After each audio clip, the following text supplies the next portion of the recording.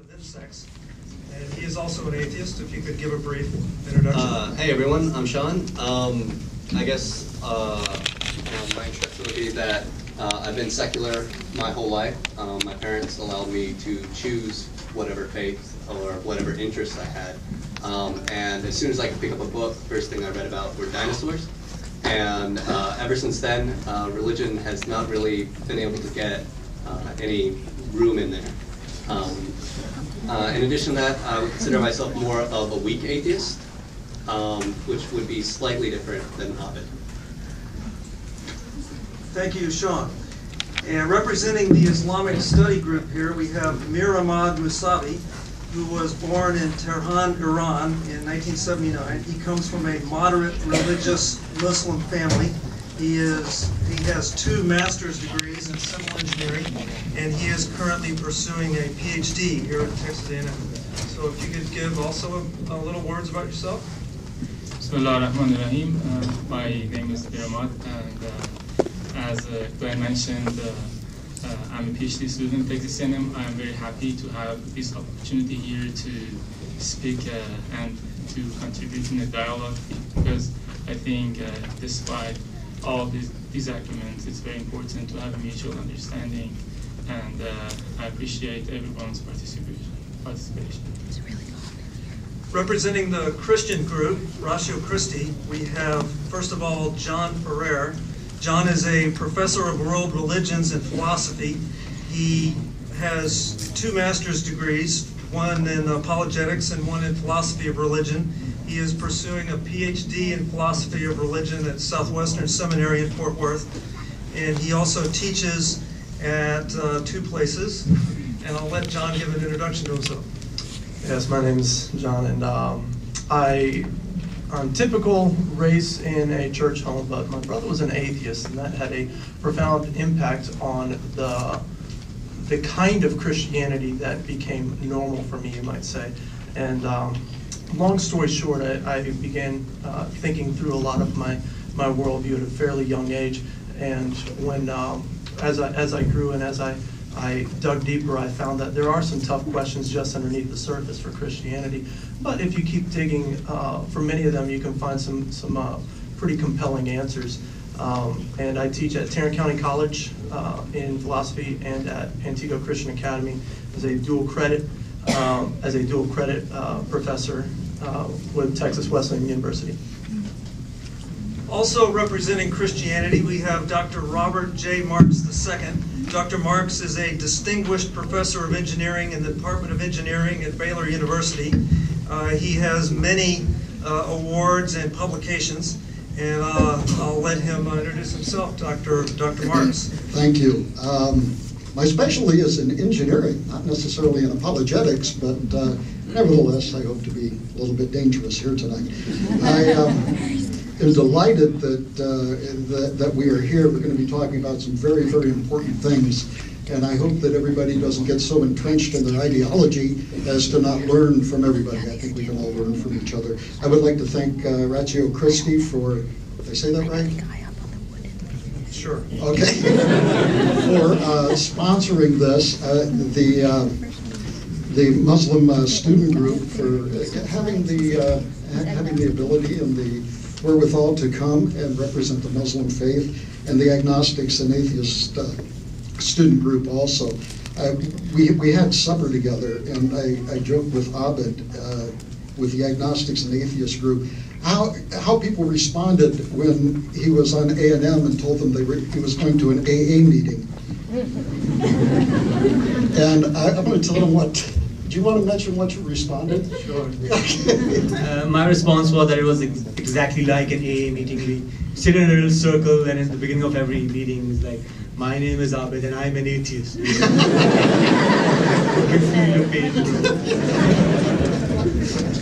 Well, thank you to our panelists. Our panelists have gotten together in advance and agreed on the following ground rules. There'll be tonight there'll be 2 halves. There'll be a first half which covers a couple of questions, of which each group will have 5 minutes to answer and then 5 minutes to respond to the other groups. And we'll have 2 questions like that. And then the second half, we'll pass in the cards that you've been given. Take one of the cards, write down questions for any of our panelists, and submit them to the edge of the aisle, and somebody will pick them up in between the questions. In the second half, we will ask your questions to our panelists and give them a little bit of free rein to answer the questions. So again, the first half, each group will have 5 minutes and then 5 minutes to respond. So our first question to our panelists, we picked a rather scientific way of drawing straws, or faith-based, if you might imagine that. The Christian group will get to answer first, and the atheist second, and the Muslim third. The first question for tonight is, what makes good good? Or, in other words, what is the grounding for morality? Horacio Christie. Concerning the question, what makes good good? I'm going to try to present an ethical theory that fits well within Christianity, but I'm not going to pretend to speak for all of Christianity. The question of what makes good good is well known within philosophy as asking what in nature or existence or reality is the groundwork that allows morality to have meaning. When we say something like, that's evil that mother neglects her child, do we mean, ooh, I don't like that? Do we mean, ooh, gross, that's terrible, I wish no one would do that? Do we mean that this is wrong, and even if everybody disagreed with me, they're wrong too? Or what do we mean when we make these kinds of moral claims? And if there's no reference point for these kinds of claims, then it is meaningless. If there's nothing in reality that exists that makes the claim, you should not do that, if there's nothing in reality that corresponds to that claim, then that claim can't be true. It can't even be false. It's meaningless. As a Christian, I would assert that the best answer is that God exists. Now, there's a lot of argumentation that can go into that, but this is just the morality question for now. Why would I say that God's existence is the best answer? Well, if all you have is nature to appeal to, all you have is what is. That is the natural realm. And before there was mental things such as people, there was just matter. And if all you have is matter, you have a categorical divide between non-mental and mental. And that gap between the non-mental and mental, I would postulate, is a faith-based gap. To say that you can arrive from matter to a thing that can reflect on what matter means, that's a categorical divide. You have gone from what is to transcendence of what is. This fits well within a Christian worldview, yet every time we think, how do I feel today, that's an evaluative statement that's not itself material. It's not reducible to any neurosynapses and whatnot. So you've got a categorical divide there. You've also got the divide between what is and what should be. To illustrate why there's a difference between traditional valuation claims such as I like pizza, I don't like genocide. It might help to point out that there are some things that just are, yet they're bad. What about their existence makes them bad? Monkeys might throw their poo. Should we do that too? That it's in nature, so it's natural, therefore it's good. Humans might have certain proclivities for a little bit of lying to protect their species. Does that make it good? Just because it's natural is absolutely no intrinsic categorical proof that it should be the case. So you've got the is-ought gap, or what's called the naturalistic fallacy. Do you have something? No. Okay. That's the is-ought fallacy or the naturalistic fallacy, and I think that is by the definition of science impenetrable through a third-person study which is the nature of science. It could be broached through perhaps atheistic philosophy or atheistic conjectures in a non-scientific sort, but since the sciences are by definition or by nature a third-person study and not a first-person study, they can't ever tell a person what their life means. They can only describe facts about their life.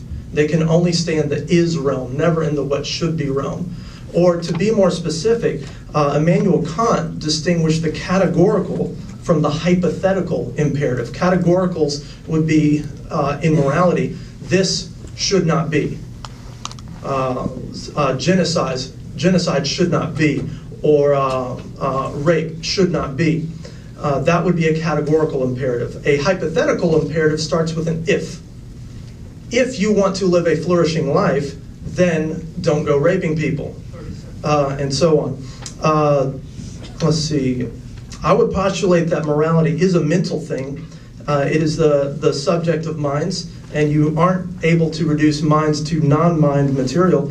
Let's see. Also, I would postulate that not only does Christianity postulate that God exists, but morality is traceable to God's nature, not to just God's word. If it's traceable only to God's word, then you can have the dilemma of, is good good Time. Because... Can I finish the sentence? Time. So, thank you. Next we'll have the atheist group, please. Okay, so the first question is, what is morality? We talk about this is morality, that's morality, but let me define it how I perceive it, which is morality is how an individual makes decisions. You're faced with a situation, you have a choice. How do you make that choice? That's morality. And now, the point the atheists want to make, and I want to make here, is that morality arises very organically in individuals and in society. Now, you may be a person who is religious, so you have a book. Your book lays down certain rules. The book is finite in size, which means it doesn't have rules for every single situation. So every time you're faced with a certain unique situation, you have to make a choice. And the question is, how do you make that choice? Do you always think like, okay, so in John 51:2 or in that verse from that part of the Quran, and then do you derive it that way? Or do you have this intrinsic intrinsic ability to arrive upon morality? And my contention is that everyone constructs their morality from situation to situation, and that you do it and I do it. The only thing is you think that that was motivated by religion, while we understand that it's just something that humans are capable of doing. Furthermore, we can point out what's called by doctrines the shifting moral zeitgeist. For instance, slavery, condoned by the Bible, condoned to an extent by the Quran. Oppression of women is part of most religions. Now, in this day and age, we find both of these abhorrent, when they weren't a few centuries ago. Religion hasn't changed in that time. What has changed is man's perception. So the fact that morality has shifted demonstrates that humans are arriving upon morality in a secular way. That both that they're capable of doing it, and that in fact that is the way to do it. And the crucial, I think, point here is to think about, and both Islam and Christianity has this, the story of Abraham and his son. Now, Christians think it was Isaac, the Muslims think it was Abraham, it was Ishmael. But God commanded Abraham to sacrifice his son. Was that a moral thing for God to do? One. And two, if you were in Abraham's place, what would your response have been? Now, a deeply religious person would say Abraham did the right thing, he should have slaughtered his son. Now, it doesn't matter that God saved him at the end, because Abraham didn't know that. Abraham was willing to sacrifice his son. As an atheist, we find that to be absolutely abhorrent. We think that Abraham was immoral for doing it, and that God was immoral for having asked it in the first place. And we make that judgment based upon our understanding of morals. Now, the other part of this is the dangers of absolute morality. When you think that your morality comes from God and that morality is absolute, that you cannot challenge it, then you do the kinds of things that we label people fundamentalists for. And that's a very crucial word, fundamentalism. Fundamentalism basically means that you are working with the basics, that you are actually strict, you are a literalist, you are a purist. You are a pure form of that religion, that you have stripped away all its humanity and are looking at the word as the word of God. And when you do that, you have no reason to stop yourself. When you think that what you're doing is ordained by God, that is absolute, that you have no choice in the matter, then, well, the World Trade Center comes down, or the temples in Bamiyan are destroyed, or millions of people are killed in Chechnya, or Kosovo, or Palestine, or Bosnia, or Indonesia. The list is endless. But all of this is based on the fact that the people who are doing this have an absolute conviction that they are right, that it's a God-gifted right, and that their actions are sanctioned by God. And that is the danger. And that is what we have to fight against. And therefore, the idea that morality comes from God, one, I would think is evidently incorrect, and two, even that perception is very, very dangerous.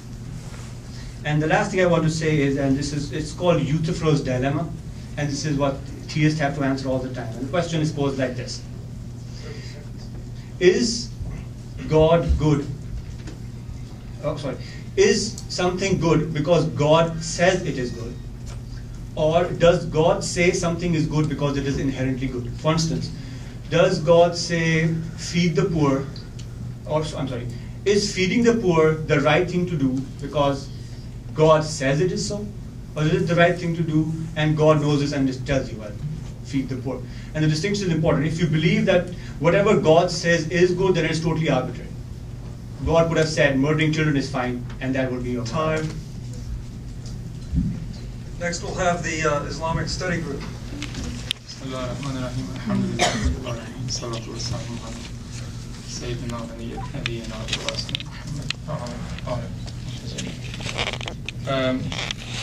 I begin in the name of God and praise Him and ask His support for all of us in this meeting to have a decent, logical, meaningful, constructive discussion.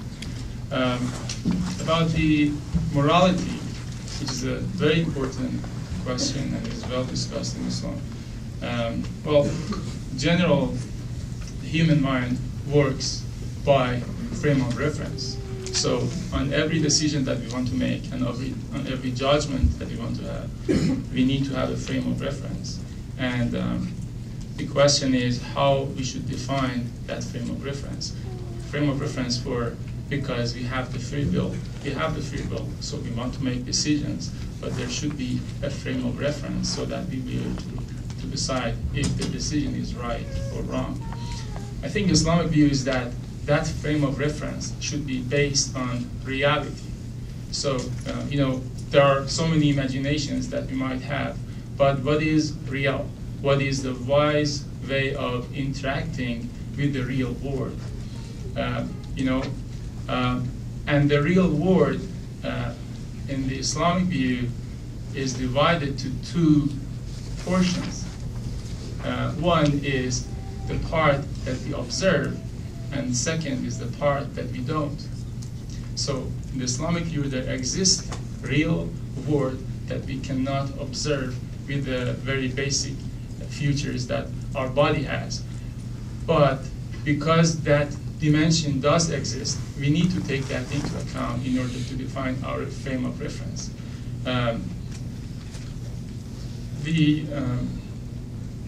There needs to be some distinguishing between cultural aspects of morality and the principles of morality.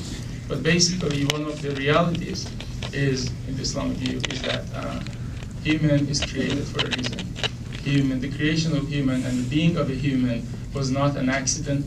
It was for a reason. There is a goal, and this life should be based on that goal and toward that goal.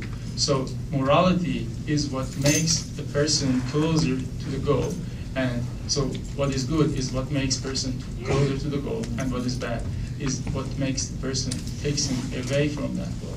So that is a very basic definition. And then there is this important argument that if we do not have a fixed frame of reference, and we'll talk about that more later, then we won't be able to judge about anything. We won't be able to condemn anybody. We won't be able to condemn Hitler, Gaddafi, many other people that I would argue, 99% of people support they were doing wrong things. And on the other hand, we will have no trust in the society, because if everybody is supposed to have his own frame of reference, then you cannot trust anybody, because you have a different base for decisions that you make. So that is why the Islamic view, you don't really have to believe in God in order to believe in a fixed moral fixed set of moral principles, and then, of course, accepting a fixed set of moral principles is a proof that there are things that do exist, but we do not observe. So this rule itself is not a material thing. There is a fixed moral principle. Like, think about if you decide from tomorrow that everybody is allowed to lie, what happens? That will bring distraction of society. People want to file their tax, they will lie. People want to, write research papers, they will lie, and that will damage the society. So that is wrong. That is absolutely wrong. So morality is based on realities. However, we might not be able to know all the realities from the very beginning, and that's why we believe religion can help people to know the other dimensions of the world and the real world. And of course, this is a very amazing part of the Islamic faith, that everyone is responsible to the extent of his knowledge and his experience. Thank you. Thank you. Next, we will, each group will have 5 minutes in response, and we'll take the same order. First, Christians, 5 minutes.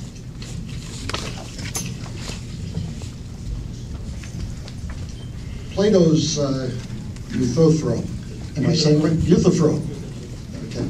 The idea is, does God do good because it's good, or is good because God says it is so? It reminds me of something called the alternate close in sales, wherein the salesman comes up to you and said, would you like to buy the red car, or would you like to buy the green Lincoln? In other words, it's an alternate close, and of course there's a third example. And for the Christian, I believe that the third question is, good is resident in us, good is resident in creation, because good is characteristic of God. They're not something which are necessarily separate. Yes, I agree with that, and I would say that dilemma, the Euthyphro dilemma, it works with voluntarism, which is this Christian view that says God commands the good, therefore it's good. Well, how do we know that it's good? Maybe God himself isn't good. Maybe God could command something that's intrinsically evil. And in that case, our categories break down. So this splits the horns of the dilemma and says it's not above God or beneath God, it is identical with God. So the Euthyphro dilemma, as far as I can tell, doesn't really map into this essentialism, which is what I'm espousing. Let me ask Abid, you said that culture now condemns slavery and ancient cultures affirmed it. On what, and I agree, I'm very anti-slavery, boo slavery. On what grounds today can we judge a previous culture and say that was bad? Because I think we can say that it's evil. You can say it's evil. I say that it is evil, and I say that we have knowledge that it's evil, and it's not just a feeling, it's not just a genetic predisposition, it's not just a conditioned response. I say that slavery for the sake of slavery, and not even as like a punitive slavery or something that might have a mitigating factor. Slavery for the sake of slavery is evil. But I don't hold to cultural relativism, and I say that there's objective morality. But you didn't seem to be justifying objective morality. Do you have scripture to back up that moral statement? None that would necessarily translate into atheism. How do you know slavery's wrong? How? He didn't say it was I didn't wrong. say how, I said that. That's a different question. Yeah, but the question is, how do you know it? And if you can answer that, then you have the answer for secular morality, because that's where it came from. How? The Bible didn't tell you that slavery is wrong, clearly, because of slavery. Actually, where the Spirit of the Lord is, there is freedom. I took my I can Bible. find verses in the Bible that will say the exact opposite thing. That's the beauty of religion. Let me respond. You have moral flexibility if you use it. Hold on 1 second. I've got a whole presentation I present on how Christianity as a cultural influence has been the single most liberating institution in world history, being part of all but one abolitionist movement in world history, short of Cyrus in Persia Christianity has preceded the abolition of slavery in every major modern country. Two of the most recent, we can think of William Wilberforce in Britain, and we can think of the American movement. Yes, Now, but the people opposing them were also religious, so I don't see why that is relevant. Are there people on both sides of it? Yes, there are people who use Scripture to justify things, just like people would use Darwin to justify evil things. But if you go straight to the Scriptures and read it as is, what you find is a trajectory that improves on current culture while maintaining very clearly an ideal that may not be realizable for a certain culture. I think that the fact that your morality has evolved demonstrates the fact that there is a secular basis for morality. And that was the point of that entire argument. You just made it for me. I believe that you mentioned that Abraham was immoral. Yes. On what basis do you say he was immoral? Because I think anyone who would willingly sacrifice their own son is immoral. You're an objectivist? Yes. It seems that in order to talk about good, even if good exists, you have to ask yourself, why do we agree on what good is? Why do we agree on what moral and immoral is? How do we know that human flourishing is good? The same question turned back to you in terms of good. I mean, we are, as atheists, always on the lookout. We will next turn to the Atheist Agnostic Student Group, which has 5 minutes. I'll continue answering the question. The point is, as atheists, we are always on a quest. We are like basically Star Trek. And we're always questioning ourselves, and we come up with answers. And now they might not be the best answers, but at least we acknowledge that we are on a quest. And that's the point. We are not absolute moralists. And I maintain that currently I would think killing your own son is very immoral, and I think most people would agree. If you don't, see your psychiatrist. Now, some of the points brought up. John talked about how neurosynaptic, that there was no neurosynaptic basis for behavior, and talked about how we like pizza. But if I smoke a joint, I may crave pizza, and that's because marijuana has a physiological impact on my behavior. There goes that one. Then you explain how that disproves what I said? Because I agree with everything you said and maintain my point. And we like pizza. All for pizza. Not so much smoking. So the other one is Imad brought up the fact how we have how there's a distinction between individual morality and group behavior. So he talked about how what distinguishes the two, and my point is that morality is individual, and what a group decides to do is law. That's what the basis of law is. You form a society, you come to agreement on certain terms, you make a social contract, and that's how societies flourish. And your morality will remain individual up to whatever you secede to the society. And that goes into all sorts of interesting things like same-sex marriage and so on. You also talked about how if morality is not absolute and it is not objective, then we could say, for instance, that we could make lying legal, and then our society would collapse. Now, this is what we call a strawman fallacy. He constructed a straw man and he got it down and is trying to prove a point. But the point is, the atheists aren't basically saying that we don't believe in anything, we have no morals, and that everyone should lie. Clearly, we have morals. I don't see a newspaper filled with accounts of atheists going on killing rampages or lying all the time or eating babies. So there's a big misconception that when you lose faith, you automatically lose morality, and I would disagree vehemently. When you lose faith, it does not mean that you lose a worldview. It does not mean that you lose a basis for making decisions. And in fact, as I've claimed, we make decisions the same way we used to do when we were religious. We just get rid of all the excess baggage and have much more freedom, and we are also guilt-free, so that's an advantage. I wanted to turn back to the discussion about slavery and that how do you obtain that moral statement that slavery is wrong when there isn't scripture to support the emancipation of slaves? Complex question. I can't answer it without conceding his point because he asked two questions at once. He said Christianity doesn't contain the principles for emancipation. I would ask William Wilberforce if he agrees.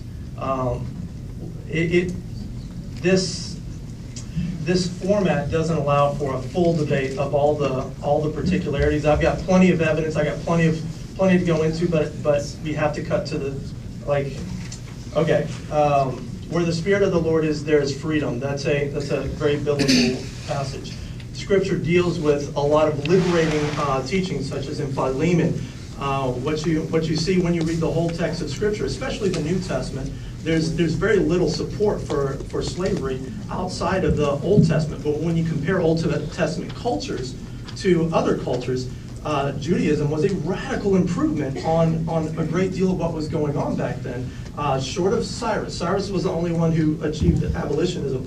But I do want to ask, you're making objectivist claims, yet the only thing that you've given to justify your sense of good is relativistic foundations. You're judging another culture. How can you judge another culture? You're asking me a how question. I'm saying that we all have basic knowledge. According to Romans 1 and 2, the Bible actually predicts that there's going to be a great deal of agreement on morality within any given collection of people because we have the law written on our hearts. Now that's that's what is going on. How that is, we're going to disagree on that, and I grant all of that. Well, I mean, in terms of humans, all human beings understand the desire to care for, to save, to help other humans. If you're walking down the street and somebody is biking along and their bike starts to wobble, they're falling into the street and they're about to be hit by a car, you don't think about it. You don't use your religion to make your decision. It's instinctive to grab that bike and pull them. Time. Lastly, we'll have the Islamic Study Group who has 5 minutes in response. Okay, I want to just discuss quickly a couple of points that Albert brought up and then ask him a couple of questions. Well, the example of Abraham, peace be upon him, and his son is a very special, unique, interesting example. And you know, as my Christian friends mentioned, this is very interesting that Albert at one side supports the relativism on the morality, and on the other side sees that incident as an evidence for God and Abraham, if they do exist, as immoral, ones. But I think this is very interesting to see what was their own justification. So let's ask them themselves. I think it's obvious that Abraham and God both had the view that everything is not limited to this world. The exact same thing that I mentioned very first. There are different dimensions of the reality. If we don't see everything, that doesn't mean that they do not exist. The reason that Abraham was a very special person, that God does not ask everybody that kind of requests. But the point is, and that's Islamic view, that we are on trial. We are being tested. We are in a life where we're supposed to decide. And then if there is a God, and if He is going to be the one who defines our destiny and who has full authority, then obeying Him is not wrong, of course. And then, of course, a person like Abraham has full trust on God. So he knew when he says this was right, and we saw that because God didn't allow him to kill the son. So that is the evidence that God is moral, but He wanted to test Abraham. That's a very specific and interesting example. But then he mentioned that there is a danger for absolute morality because of the extremism. Well, if there are people who misuse science, but we don't shut up science. We don't decide that there should be no science. There are several good things that are misused by people. That doesn't mean that we should close them. I believe there is enough evidence, and I don't know if we have time to talk about that now, but I think there is evidence that God has communicated with people. So if you want to be a wise person and you want to wisely interact with the realities that are beyond you, because we didn't create the world. When I was born, I didn't decide to be born where I was, and I didn't decide to have a world like it is. So that is a very basic, wise argument, like the several other kind of thoughts that we have on our daily life. If we try to be, realistic, then My question is about when you are making so solid arguments, what do you think? Do you think you're absolutely right? Okay, so rounding it all up, the whole question of Abraham and moral relativism. So what is moral relativism? Moral relativism is the understanding that morality is contingent upon situation, upon context. So it doesn't mean that you can allow anyone to do anything. It just means you have to take context into account. And take context into account, think of what Abraham did, and the answer is it was immoral. End of story. So I don't see why that has to do anything with moral relativism. The important point is that if you judge Abraham by the morals that you claim were given to you by your God, it's still immoral because you're not allowed to sacrifice your son. What you're doing is you're making a special case of, because God told him directly, he bypassed his own rules, and then therefore Abraham was doing the right thing because he had direct access to God. And that's my point. Absolute morality and the absolute belief in a deity can make you do absolutely anything. That's the danger. Can I comment on that? Eugenics. Many people don't realize that in the early 20th century in the 1900s in the U.S., there was a prescriptive, how can I put it, good genes, good reproduction, which is eugenics. There was in America legislation put forward that required people to get sterilized because they were deemed by legal decision to not be worthy of reproduction. Now, this was not a Christian idea. To my knowledge, there was no uniquely Christian contribution to it. To the contrary, it was a very secular idea put forward by many conscientious secular people who thought that there is no God to interfere in this, and so it's up to us humans to make the best by the best use of reason. They thought it was the mandate of reason that led them to sort of tyrannize people who are handicapped and feeble, who they deemed unworthy of reproduction. Now, if it at least balances. I'm gonna stop for a second and give our Muslim friend an extra minute since we hit the time limit. And so Yeah. Okay. I want to bring up something because if you look at the Quran, it says God created the heavens and the earth bil-haq. That's the word that is used several times in the Quran. Bil-haq means based on truth. And then you see in the Quran, there's a verse talking about abandoning murder, and it says illa bil-haq, except for the truth. So God did not contradict himself.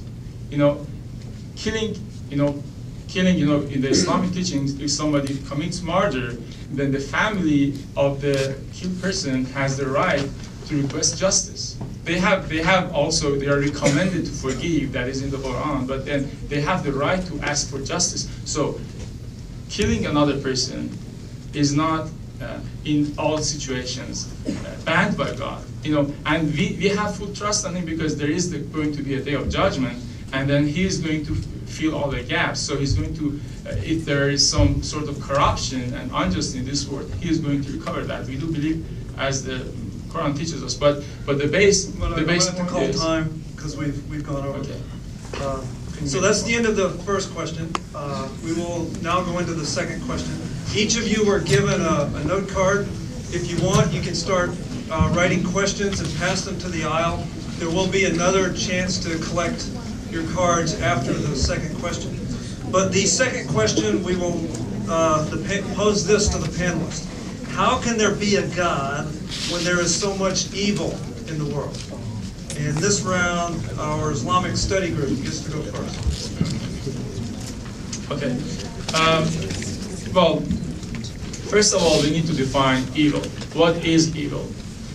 From what we understand from the Quran and the teachings of Islam, evil does not exist, with the sense that evil, good is existence. So existence is good, and lack of existence is evil. So it's like light is good, darkness is evil, but darkness does not exist. It's actually the lack of, the impresence of light. So God created things. He didn't create the non-existence part. He created existence, and those existence are good. But then there are different levels of existence, and because nothing is perfect as is God, and that's a. Then I don't want to go too much toward that kind of explanation because it's a deep discussion. But because nothing except God is absolutely perfect, everything to some extent lacks existence. So that is what we might interpret as evil. But nothing is evil by nature because everything that exists is good. So, however, there are situations in this world, and we can even explain that that is good because God could create everything, with the full level of existence. But would that be the best world? That is a question, and the answer in the Islamic view is no. We need to have the night, so that the day will be a better opportunity for people to work, and in the night they can rest. We need to have different, even if there was all good, then we couldn't even know good, because we know good through the presence of, lack of good or lack of that existence. But just to classify what we might consider as evil, I would say evil can be either interpreted as what a person decides. So we have the free will, and then we decide to do something bad, and should God stop it? So that is one sort of evil. The second is when nature does something against people, like an earthquake, like a tsunami, or things like that, that we feel people are suffering, and then we question God, why did this happen? And then the third is the interaction of nature by nature, independent from the human free will.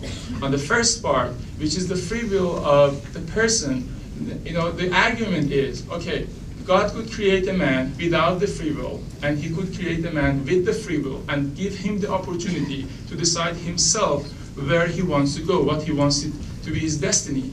And the free will person is obviously a more complete creation.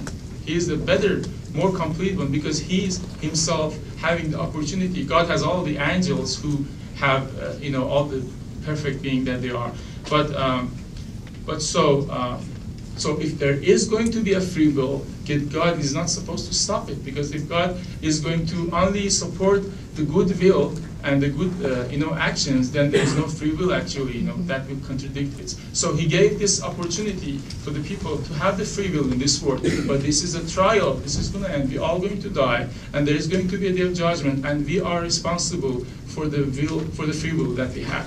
On the other hand, well, how about nature? How about the earthquake? How about the hurricane? How about those kind of incidents? The answer is, okay, what is the reason that we are living in this world? If it is going to be just to enjoy, just to have happiness, just to have pleasure, then that's wrong, that's true. But that is not the goal, actually. We are going to be tested, and when there is a hard time, the good intention and the commitment to morality in those hard times is more valuable. So actually, the suffering in the world, in the Quran there is a verse that says, say good news to the patient people, whom when they are, because we test them with loss of their loved ones, loss of their properties, loss of what they have worked on for a long time, and they just lose it. All of these are tested by God, and give good news to people who, when such things happen to them, they say, okay, this is going to be over anyways, and we're going to God, so we don't feel that upset. And the nature versus nature thing, that is part of the phenomenon of this world, and that's kind of, in a holistic view, that's not evil too. Okay, thank you. Thank you. Next we have the Agnostics Atheist Student Group. 5 minutes. Okay, so let's start with what the problem of evil is. The problem of evil is that I think both the Christians and the Muslims here would agree that they believe in an omnipotent, which is all-powerful, an omniscient, which means an all-seeing, and omnibenevolent, which is all-good God. If you want all of these three to be true, then the question is, well, if he is all-powerful, he can see anything, he can do anything, and he loves us a lot, why is there so much evil and suffering in the world? And it's been a problem for theology for centuries. So, Imam talked about how good versus evil is analogous to light versus dark. Now, firstly, I find this to be a very heebie-jeebie-ish argument. but even if I were to accept his claim, the question is, sure, okay, so light is dark is the absence of light, but God has control of all the light switches. So if there's dark, he allowed there to be dark. If there is evil, he allows evil to exist. So he talked about how free will is necessary, that nature has calamities to test us. But my question is, okay, fine, let's say it is a test. Does suffering and evil have to be so gratuitous? Do millions of children have to starve to death? Do these calamities have to be these so all-powerful? Does there have to be so much suffering in the world for this to be a good test? Could he just toned it down a little because he is all-powerful and all-seeing? When we talk about free will, we have free will, sure. But we also have our natures. Right? Every human being is constantly struggling versus his or her own nature. And that nature, according to our religious friends, comes from God. So God sets up the initial parameters. He sets up the environment of the game. And then he says, free will. That still does not absolve him from responsibility, from all the evil and all the suffering in the world. The question is, either accept that your God is not omnibenevolent, or accept that your God is capricious, that maybe he's sadistic. I just want to talk about the HIV virus for a few seconds. So HIV invades the human body through the bloodstream. It attacks the immune response of humans. It takes out cells that are able to detect infection. So when you get infected with HIV, you don't actually die from HIV. You have the AIDS syndrome, where you have autoimmune deficiency syndrome. So what that means is your immune system is compromised, which means you die from pretty much anything in the soil, anything that you eat, anything you find out in the environment.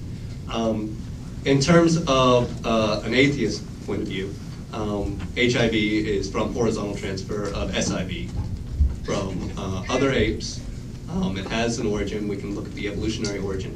In terms of a religious point of view, I don't see how you could have a loving God that would inflict this kind of virus on humans.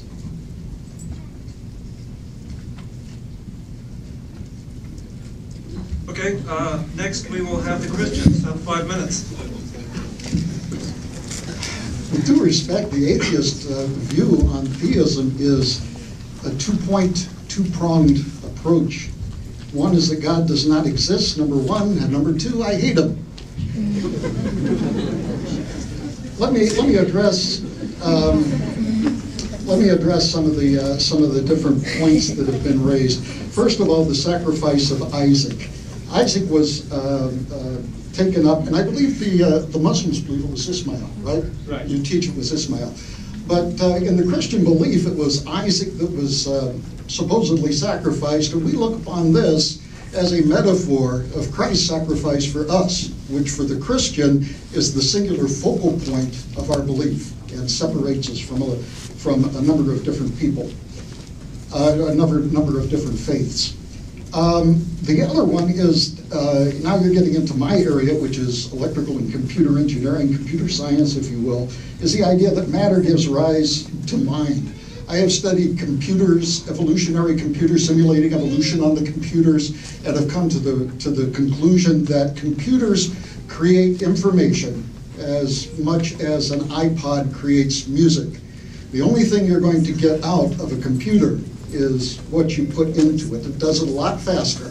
And I will believe otherwise when a computer is able to write a beautiful poem, is able to write prose of the type I read of C.S. Lewis, is able to write a Dan Brown novel. Well, no, they could probably write a Dan Brown.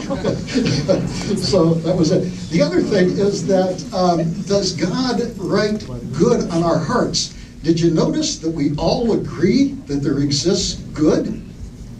And that's, I think, remarkable. That's actually an agreement. Now, there are clearly some differences in what we believe that the good is, but the agnostics, I believe in something such as a herd instinct, which is the idea that we are, in order to survive, we must have that sense of morality. Well, this is a very, very dangerous sort of thing, because it means I am not constrained in any way except by societal pressures. This let Nietzsche develop the concept of the Übermensch, which is the Superman, German for Superman, which is the idea that if we don't have to conform to society, if that's the only thing we have, why do I need to do that? Why can't I, as in the famous German film, have a triumph of the will? And in fact, it was the Übermensch and the Superman that were, of course, one of the dominating driving forces of Nazism. So I submit that, yeah, maybe we do have this herd instinct. I do believe that we do, to an extent, but I believe it is also a very, very dangerous philosophy. I do agree with my Muslim friend on a bunch of stuff, and one of them is that goodness does indeed come from God. And I will say also that I have a very good friend in the University of Washington who was a Muslim who I thought was good. I would trust this person. I have also... Oh, okay. I also have a good friend that was an atheist, a person I would trust, with my kids, and to watch after my kids. So there are good in all of these different places. I asked my friend, though, who happened to be a multimillionaire, the story of entrepreneurism, why are you good? Why are you ethical? He said, because it works. Leading, of course, to the idea that, well, if something worked that was if something worked that was not ethical, well, he might go there. He might go there also. So we agree. Okay, we agree with the Muslim, except for politics, war, salvation, redemption, forgiveness, sanctification, heaven, evangelism, relativism, and the death and resurrection and the lordship of Jesus Christ. Beautiful, thank you. Let me add that Christian theism can tell to the person who just went through an awful tragedy that evil will be resolved. What happened to them is objectively wrong and not just a cultural standard, not just an arbitrary opinion, feeling, or genetic inclination. That good is stronger, and we don't have to fall back on saying nature is senseless. Nature has no will for you, nature has no intent, nature is mindless, and therefore there's no comfort to be had in nature. We can say that nature is designed with you as a major part, and you're flourishing as a major part, and that as a known grounding for good programmed into each person. So that ends the first half of our program. We'd like to, at this point, remind you that you have a couple of note cards. Those of you that haven't passed those to the aisle, it's a good chance to write questions and pass them up, and we will sort those and move into the second half of our program.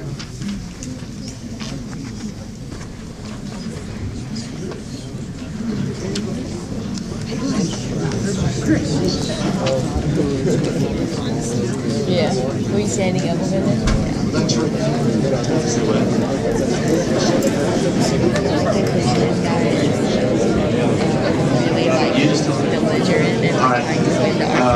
While we got a little lonely action here, I just want to keep y'all's attention real quick. Sorry, we gotta decide on what questions to go over, so we can't make it too much ruckus in here. But just while we have a lull, just once again, I mean, I know it's hot in here. I appreciate y'all being patient, but just wanted to kind of give a plug for, I guess, the people doing this.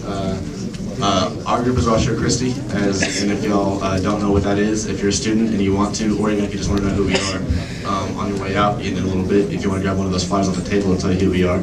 We're the Christian Apologetics group here, and basically we just want to give you a reason for why you believe what you believe. And we meet in the Remember Low's Rudder 501 at 8 o'clock on Thursdays, just like this. And also the AASU group, the Atheist and Agnostic Student Group, give a quick plug for them. They also meet on the same floor on Rudder 504 at 8 o'clock. That's more thing.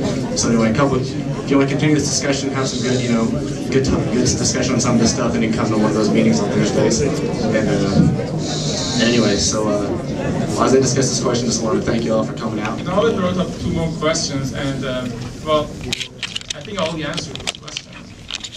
The question is, why is it that there are so many children suffering in Africa and they're dying? Well, I would say this is the responsibility of the people who can help them, but they don't. It's not the problem with God. God has made a commitment that He will give people the free will, and He has made a word. He has made a word which is sustainable. The word, without us people messing with it, is very sustainable and has resources for the people. The problem is not the system that God has created. The problem is that God has given us the responsibility, and some of us don't take that responsibility. And God has given us the time and the opportunity. But that is not, the point is that is not the end of the story. So if this was the case, if I had, at the end I was saying, okay, then he died. No, that is not the case. When the child dies because of hunger, of course, this is the responsibility of the person who could help him but didn't. But that child is going to have a life that he deserves forever. That is the part that completes the story. And removing that part from the story, yes, this is unacceptable and very very immoral if we see people having all that pain. But that pain is, when we know that pain exists, this is the responsibility of, like me, having the desire to have better food, better car, better house, better everything, and then ignoring that there are children who are suffering. That is one point. And I want to conclude kind of my arguments today by reciting a few verses from the Quran. This is I don't remember the chapter name. The chapter name is Sun, or Shams, and I don't remember the number. But this is the chapter. God in the Quran uses several chapters that it starts with swearing. So God say, I swear with some different things in the nature, and then it makes a point. It says, in the name of Allah, most gracious, most merciful, I swear by the sun and its brilliance, and the moon when it follows the sun, and the day when it shows it, and the night when it draws a veil over it, and the heaven and Him who made it, and the earth and Him who extended it, and the soul and Him who made it perfect. Then He inspired it to understand that is right and wrong for it. I think, as it was mentioned by Dr. Mark, it is very amazing, we basically don't have it in this argument on good, we all have an internal power to distinguish there is something good and there is something that is not good. The reason that I disagree with Abed is not that killing an innocent person is wrong. No, I'm just saying that wasn't the whole story, and I think the context matters. So there are situations that something could be wrong, and in a very different situation the same act could be right, because the context matters. But the point is, this is not the end of the story. And then it says, he will indeed be successful who purifies it, and he will indeed fail who corrupts it. So we have a soul who is initially and by nature able to distinguish between good and bad. So basic, that is, I repeat again, principles of morality are fixed, and I would say it is by itself an evidence for God. It's like, the laws of physics are fixed. Why is it this world is changing all the time, and then all the physics and all the laws in physics are fixed? And you see the same in the science. What the scientists are doing, they're not creating laws. They're not creating anything. All what they're doing, they're just using the rules that are already there in the nature, and they're just trying to understand it. And then you see in physics, and then you see even here in morality, we're different people, different perspective from different countries coming, and then we all agree that there are things that are good and there are things that are bad. So this is I think the evidence by itself that God exists, and He is the frame of reference. And so in this moving world, He is the absolute morality. John mentioned how, as a theist, he can tell a person that good is strong. How nature is mindless, that there is no comfort in nature, and that therefore his viewpoint is more comforting. And this is a common mistake made by theologians when they're arguing this particular point. And the mistake is, what you want has absolutely no bearing on what the truth is. Now, I might like to have chocolate 24/7, does not have any bearing on the fact that chocolate is good for me. So what we want is separate from what is.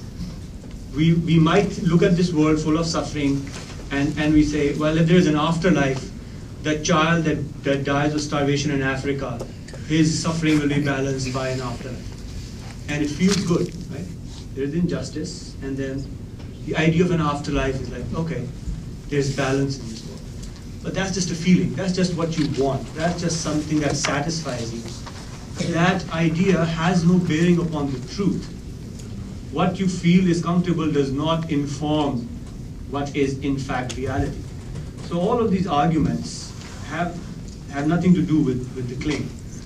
Atheists, on the other hand, look at what the world is, and they say, well, child is dying from starvation in Africa, and I have no evidence that there is an afterlife, which means the onus is upon us to fix this problem here. There is not going to be any balance. So what that does is that leads to what's called humanism. The understanding that all of our responsibility is upon us, that we have a limited time and that we should make it better for everyone. That there is no balance, there is no afterlife, there is no accounting at the end.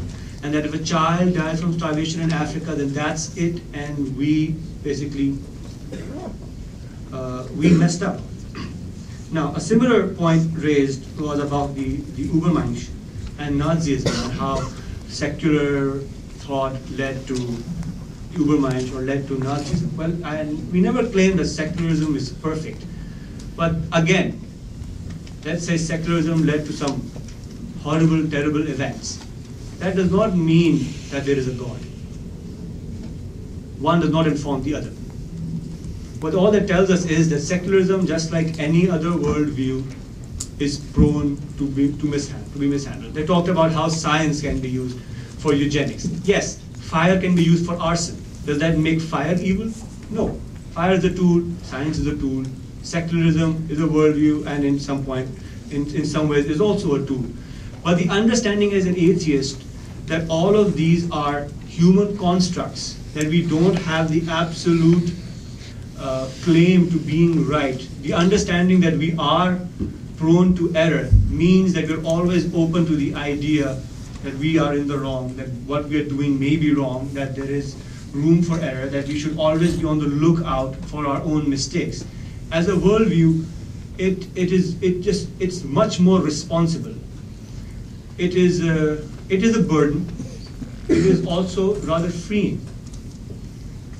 It's a burden in which we have more responsibility, but it's freeing. It liberates us. It makes us greater. And that's what I think is atheism is all about. To understand our responsibilities as humans, to understand our capabilities, to maximize our potentials, to not be deluded in what could be in the hereafter for which we have no evidence, to make sure that we leave this world a better place, whether we go to heaven or, as I believe, into the void. Time. Lastly, our Christian group. All right. I heard a couple things coming from Abid. And as a rhetorical question, I ask, are you absolutely sure there's no absolutes? And is it objectively true that morality is relative? It seems like to assert this kind of judgment on the morality of other systems requires an objective standard that at least is as coherent or better or more coherent or more justified given your worldview than what they're positing. And so far I've seen the equivalent of very, very thin toothpicks, and we're putting anvils on top of it, anvils of moral objectivism, which are heavy and which we all agree on, I would suggest. But if all we have are the is of nature, what nature happens to be, then we can't get to any of what should be. That's moral prescriptives. It's a category mistake. Philosophically, any philosopher in here should be rolling over uncomfortable in their seats. I would say that also, do you feel slavery is evil? And if you feel that way, then perhaps your feeling is what's leading you to think that it's true. I would say also that in regards to God belief, it's not my moral feelings that lead me to believe that there's a God. We could turn the whole problem of evil the other way around and say, how can't there be a God when there's puppies and rainbows and so many happy, pleasant things in the world. We can turn it the other way around, and it weighs just as much as trying to use moral relativism to attack God. Moral relativism is a pillow fight, theologically speaking. It does not get you very far if you're going to try to say, how can God allow so much evil in the world, if all you're willing to muster up are relative things which are no more than arbitrary accidents of nature, personal feelings, mere opinions, or a group vote. If that's the best we can muster, then we're saying that our feelings are why God can't exist. Which I know you wouldn't say that, but it seems like that's what what you've proposed so far demands. Did you have anything to? Yeah, I guess I did. I agree with Emad, something he said earlier, that why doesn't God allow everything to be good preassumes that the reason that we are here is to be happy. And we are indeed not. We are not God's pets. We are rather free agents.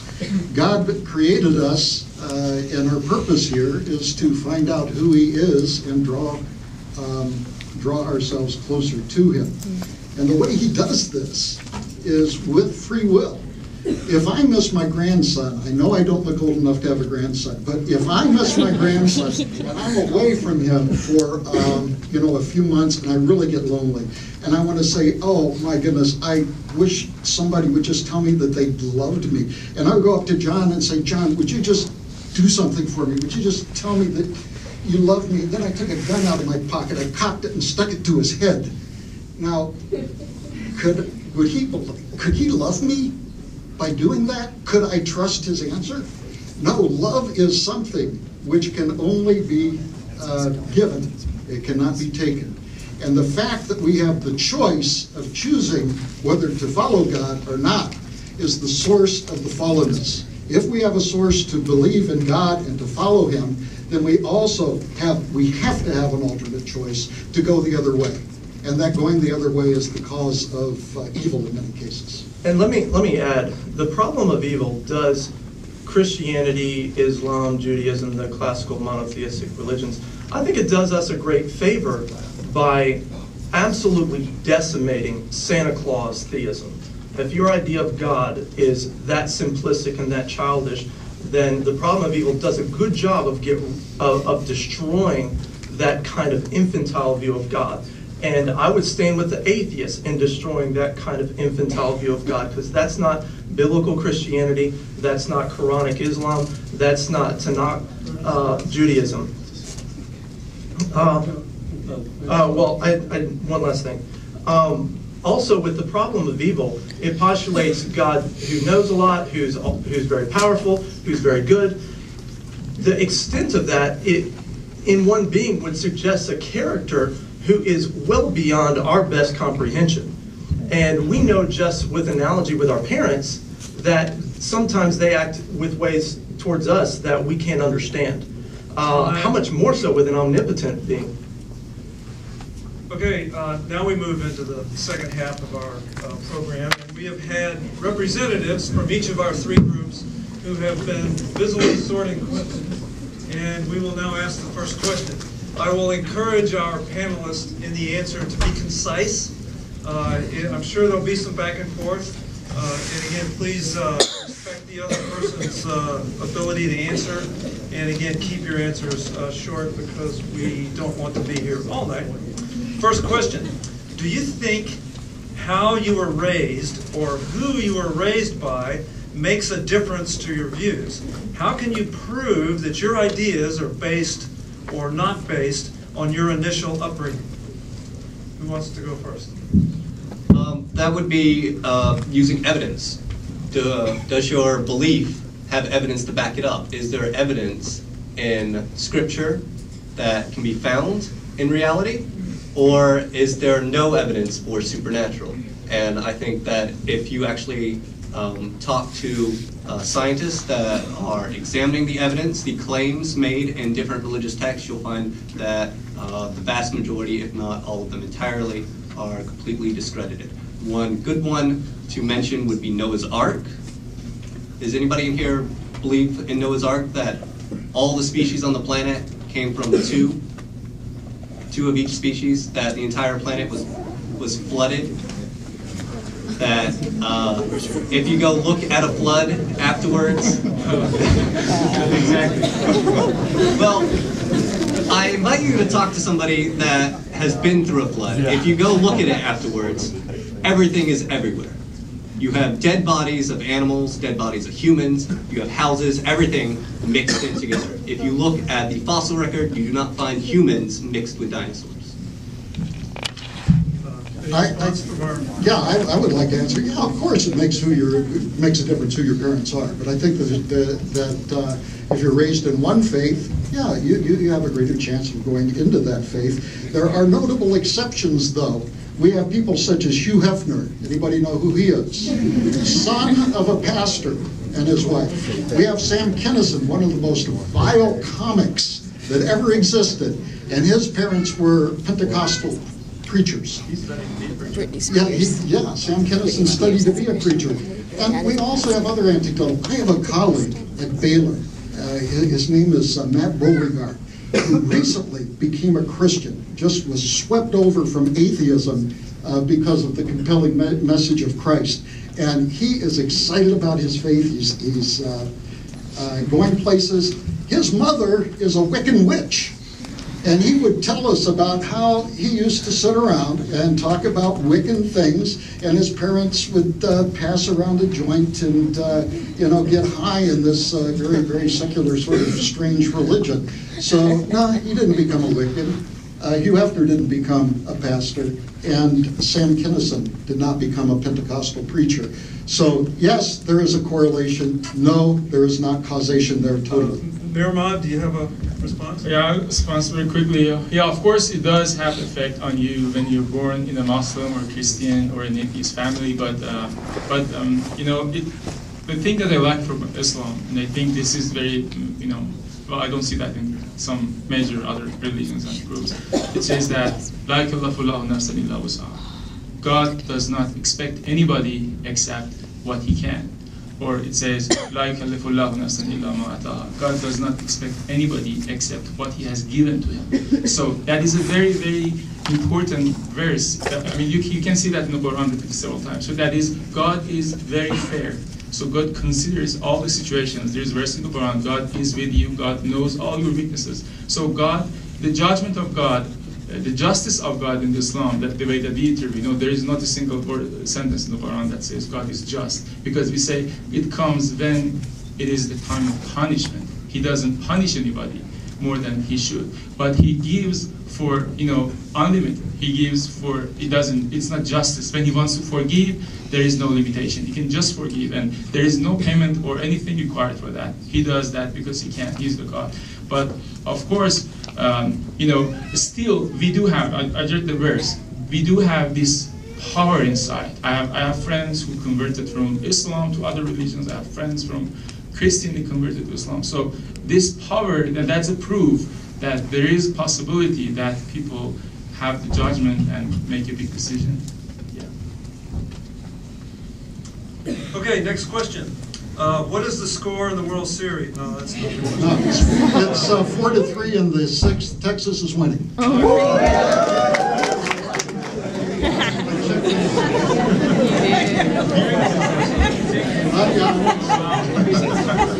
Okay, next question. Someone actually asked. If I get this right, on what foundation should we choose to be moral in the presence of unconditional forgiveness as ordained in the Bible and possibly the Quran? Essentially, why should Christians behave morally if unconditional acceptance of Christ will result in our salvation? This was a question which was addressed by Paul. I'm forgiven. Why shouldn't I be able to do anything that I want to? I will tell you, as a Christian, once understanding the salvation that comes from Christ and the thankfulness of your sins and all of your guilt being taken away gives you just an awe-inspiring presence in Him, and you don't have that desire anymore to do that. And yes, everything that you do is forgiven. It's it's astonishing. And Go ahead. I would say that if you become a Christian just to get out of hell, then that's not a really good reason to become a Christian. If your understanding of Christianity is a fire escape, then you have a very shallow, that's more Santa Claus theism, essentially, that God just wants people to be happy, not to have meaningful lives, not to contribute to others. I would suggest an illustration with marriage. Now that I've married my wife, I don't really have to love her, do I? Right? I mean, I've already gone hunting, I can, put her on the wall. I'm good, right? I've already achieved what I was going for, right? If that's what my marriage was about, then I missed the point of marriage. Christianity is like that. You live out the love relationship that you began at that point of forgiveness.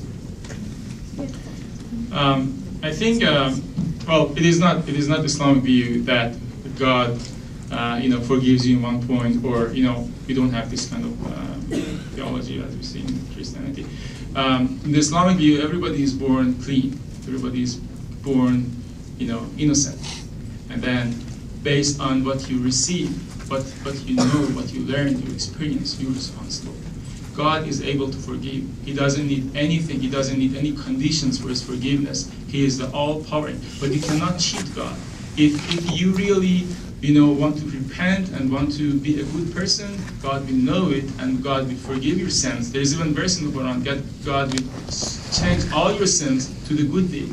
He will forgive you in a way that you will not, believe. However, you're still responsible. To the moment that a person dies, he is responsible. That free will brings responsibility, and as I mentioned before, the responsibility is to the level of knowledge and to the level of experience that everybody has. But that responsibility exists, and that is what makes a person, takes him to a good destiny, and that's a short answer. You have nothing to say. Okay, the next question. The next question is for Mr. Musavi. Question is, Islam was built on violence and manpower. Why doesn't Allah put fear in men himself instead of men having to do it? Also, Islam, meaning the one who submits, is preached in the Middle East on violence, but preached here on peace. Why? Okay. I think it's a good question in terms that brings up some of the issues that we see today. There is a lot of this kind of, thoughts you see in the media, and then you see the people, and I think that's a very valid question.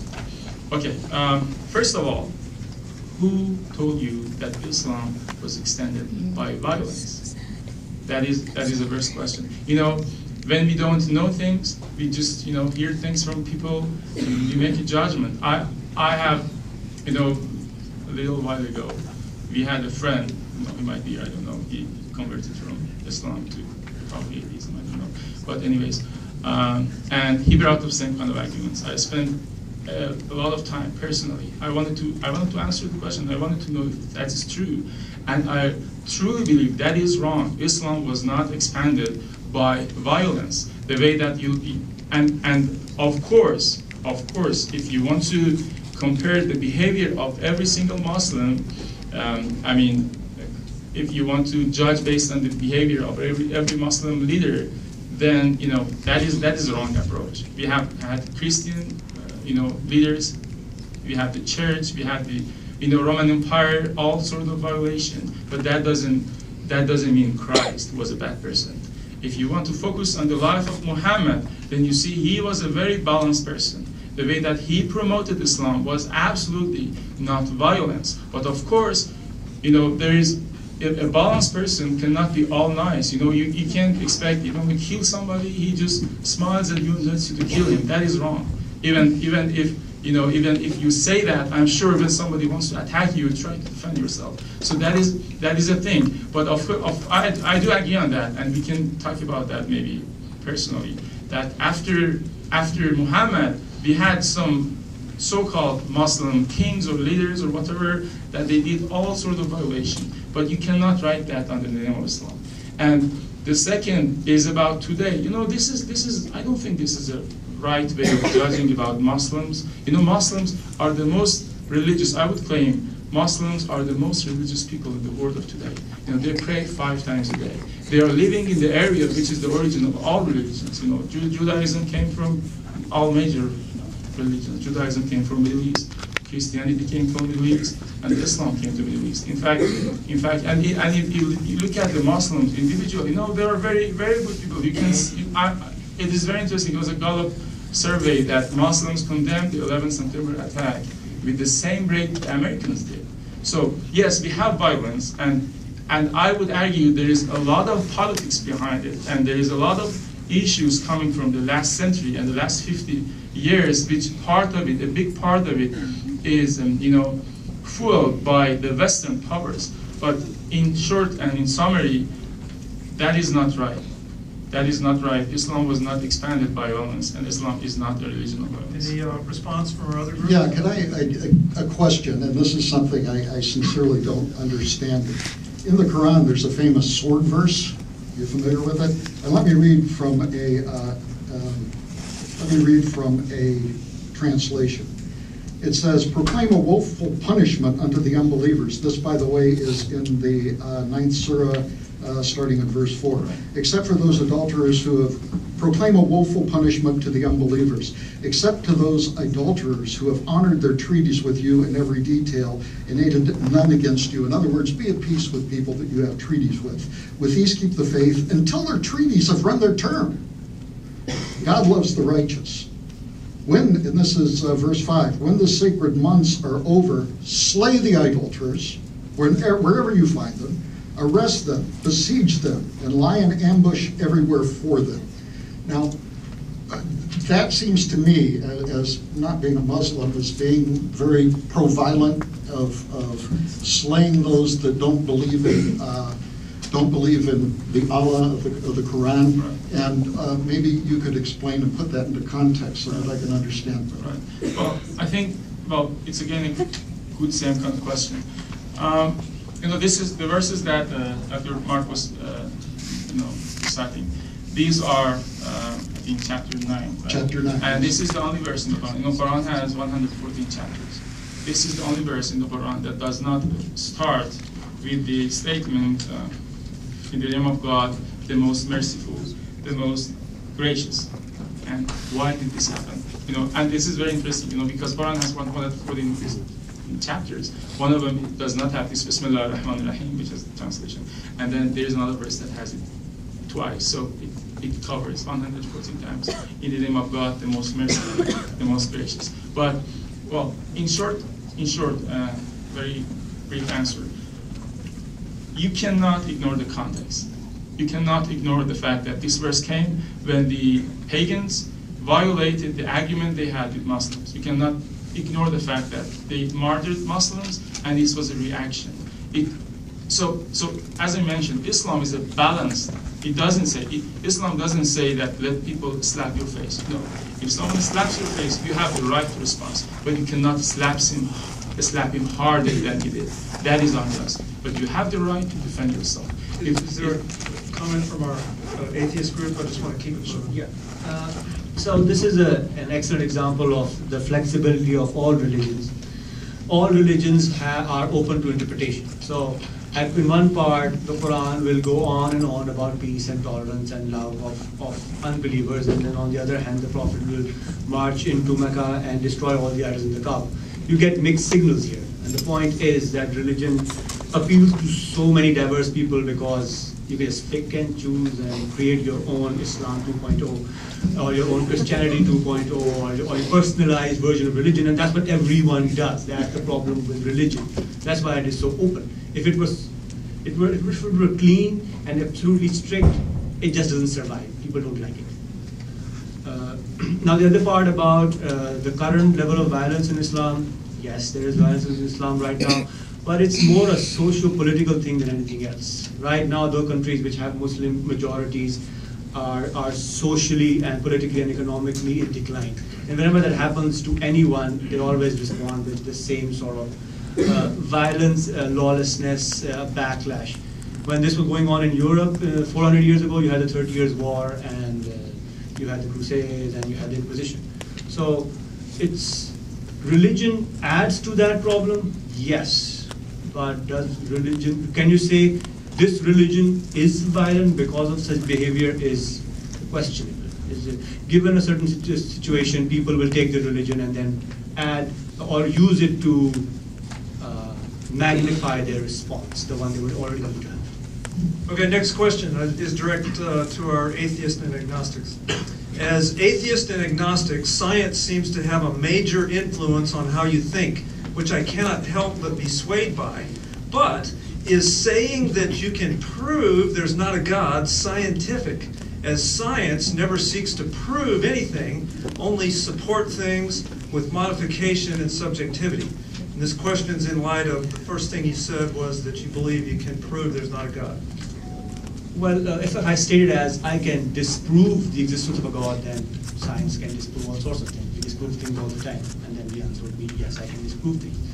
The point is, you can talk about God being in a spiritual plane or metaphysics or extra dimensions, but the only aspects of God that impinge upon us are the ones that interact with us in this natural world. Right? Anything that God does in a spiritual realm that has nothing to do with us is irrelevant. So we limit ourselves to what God, how God interacts with this world. We check whether what you're saying is true, and if the evidence says otherwise, then I just disprove your God. Can I comment on that real quick, and then I think you had something to say. The way the question was phrased, I would leave out the word subjectivity at the end, though there's subjectivity in probably everything going on tonight. That's kind of beside the point. That's probably distracting. I think the question can be phrased a little better. Can science address questions of whether or not God exists?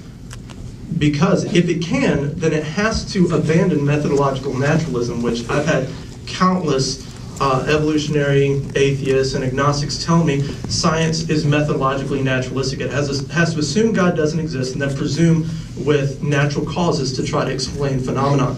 But if it can even once address whether God exists, then science doesn't require methodological naturalism. Am I right? Yes, if you want to say that God exists outside the universe, that God is untestable, that God defies tests, then that's fine. If you have a book associated with that and that book makes claims, that can be tested.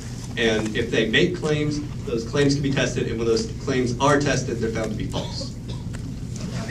We do from the atheists, and I'm not saying this is representative of this, Richard Dawkins recently coming out and said, you know, if Christ were alive today, even he would be an atheist. How many saw that headline?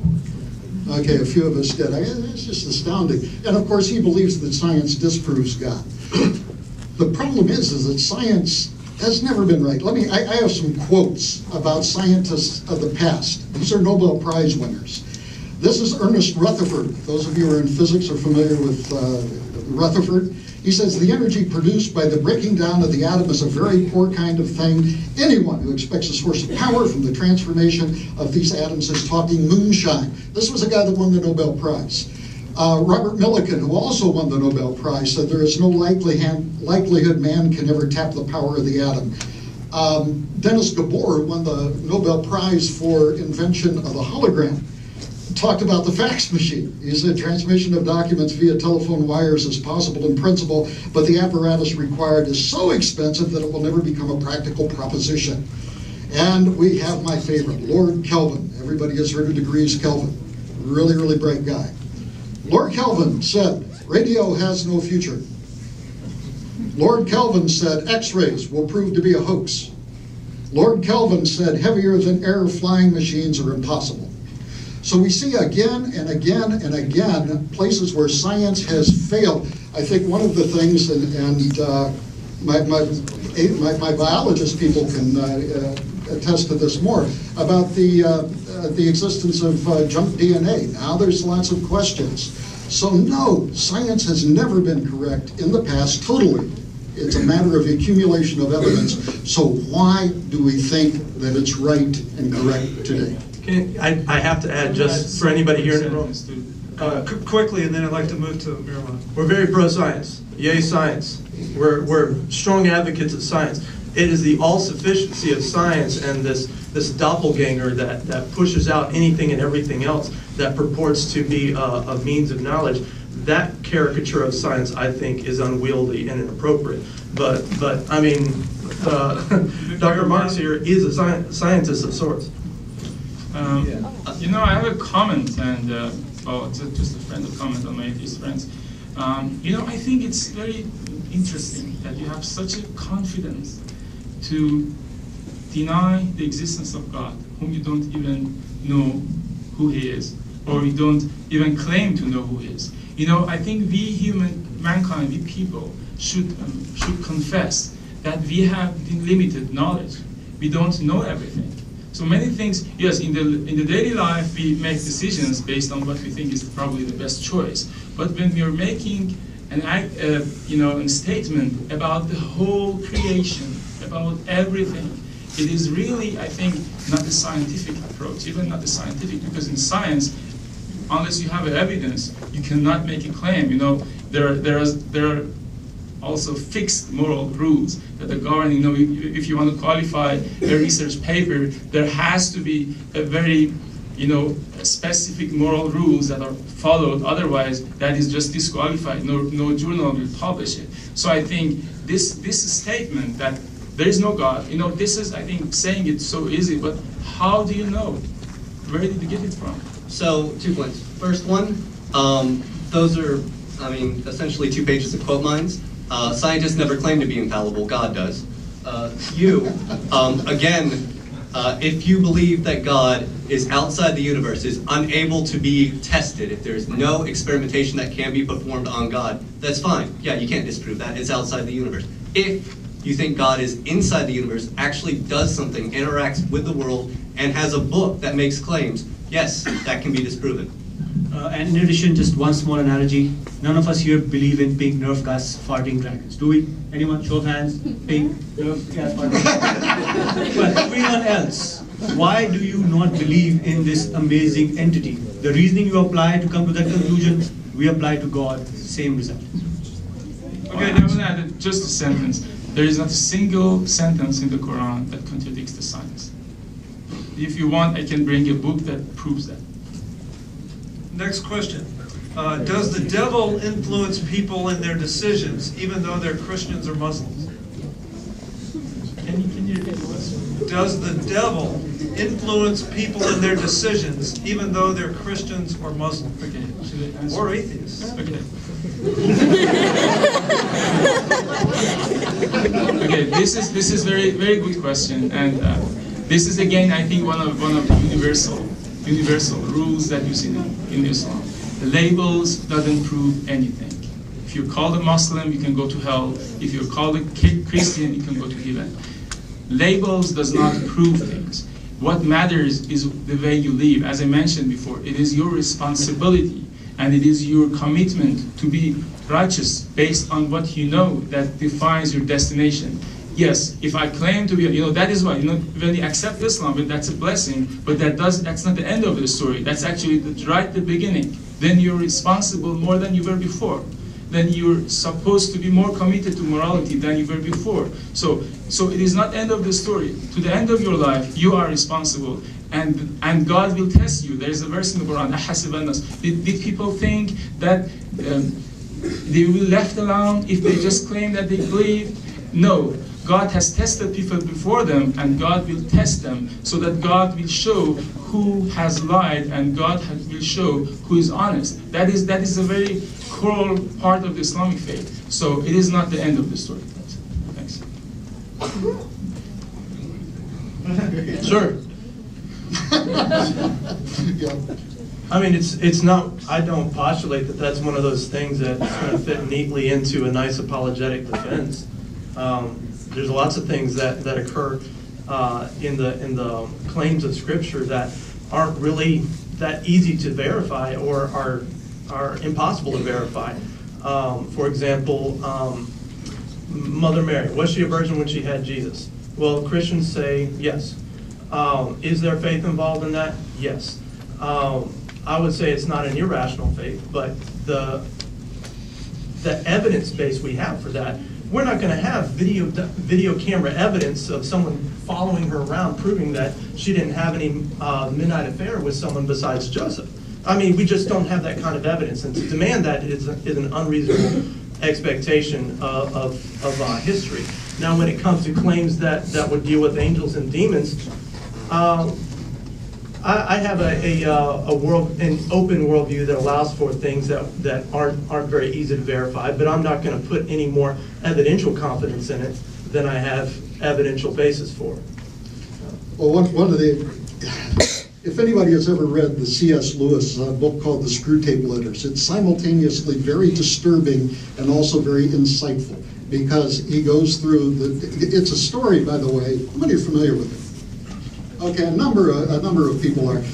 It's a story about the under-assistant tempter who is resident inside a person, and it's this correspondence with the supervisor, Screwtape. What is his name? Wormwood, I think is what. And these are demons. These are very, very bad people. And it goes through the different thought processes that go through people of faith.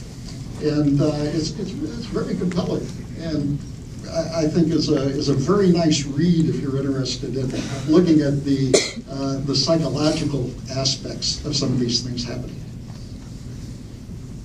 I could probably guess the atheist answer to whether the devil influences. Probably not. Next question. For the Christians, if God is good and God inspired the Bible, could you please explain the moral benefits of dashing infants against rocks as suggested in Psalm 137, verse 9?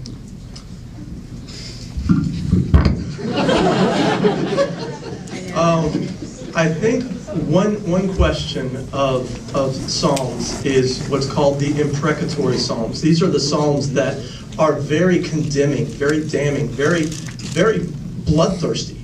But if you understand how to read the Bible, you have to read it sensitive to its genre.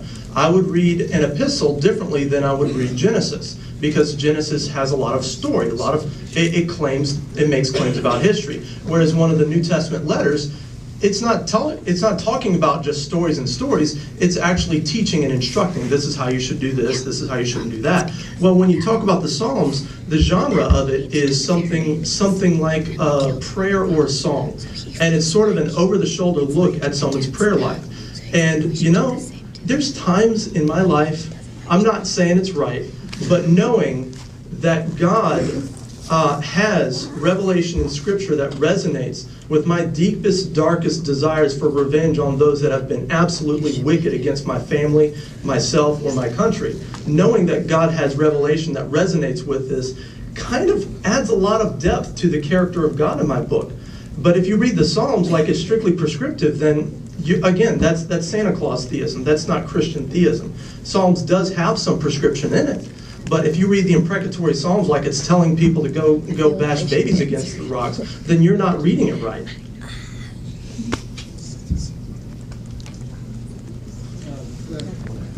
I'd just like to point out that for an all-powerful God, he sure makes some very fuzzy literature. Okay, he meant this, but not this. Really, he meant this, but actually he meant that. He's God. He could have made it very, very clear to us, but he didn't. I wonder why. I really want to say something now. You can if you like. Yeah, I mean, you know, to me, you know, well, I'm an educated person. When I look at the Quran, I can't ignore reasoning. I can't ignore logic. But you know, this is something that I came up with like just a year ago. I was thinking about. When I looked at the Quran, and well, you know, it's if you look at the book very first, it is very inorganized. It's not organized. You see, it starts from talking about God, and then hell, and then heaven, and believers, and then some moralities, and then goes back talking about God, and then goes to history, and then goes back talking about the prophet, and then, you know, some rules, and then God, and then, you know, nature. It's very confusing at the first. Okay, well, if I was God, probably I would reveal a book who had an introduction and had a sort of, you know, titles, you know, some chapters, main chapters. Under each main chapter there was some sub chapters, and then, you know, it was very organized. That's probably what I would do. But that is based on the engineering mind.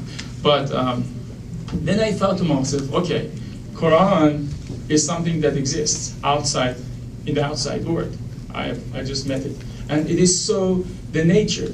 Okay, how do scientists you know, interact with the nature? How do they find the scientific rules and laws.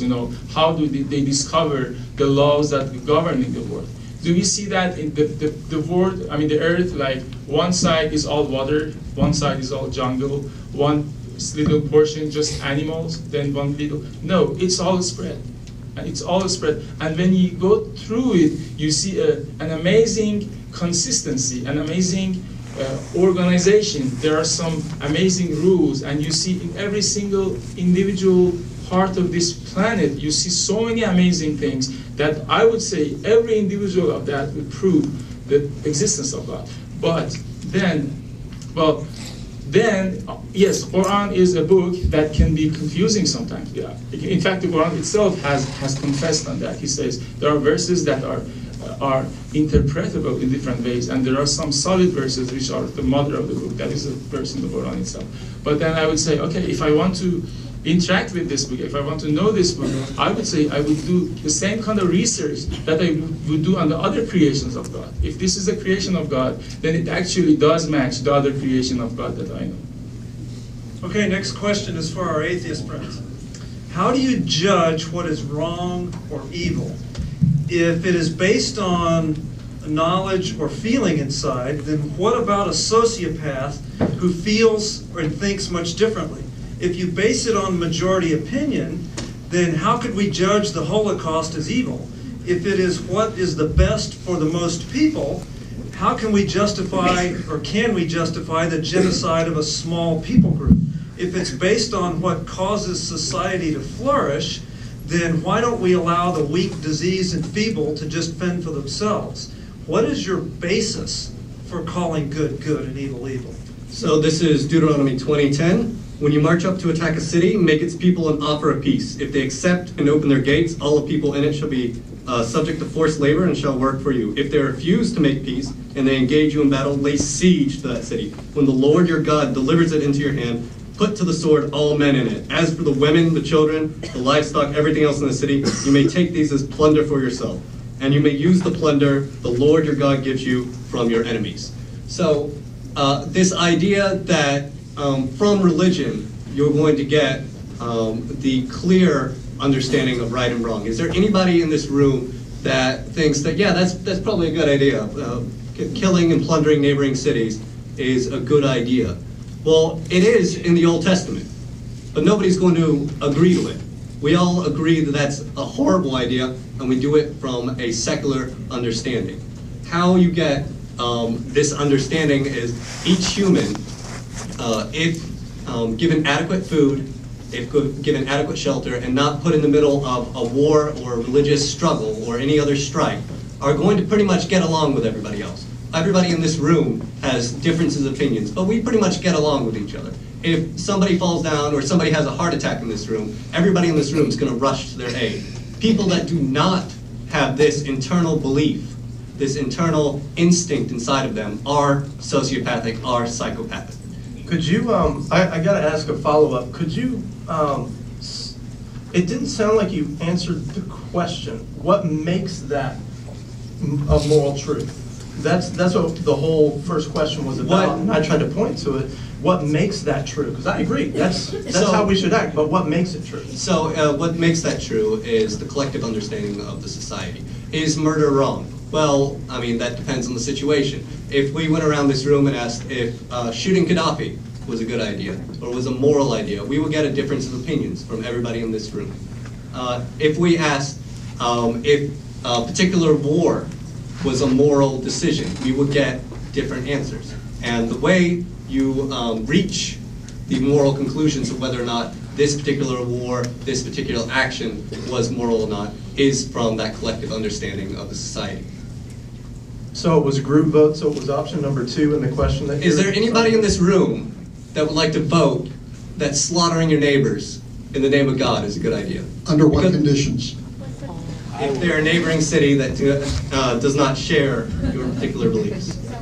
Have they provoked anything? It does not mention that, no. Okay, well, if we were to go to that Deuteronomy context where we're talking about people groups that have provoked that by triggering war and bloodshed beforehand, and these were enemy peoples that have been standing in the way, preventing them from migrating, where they're trying to go, then I think slavery might be a little better than death.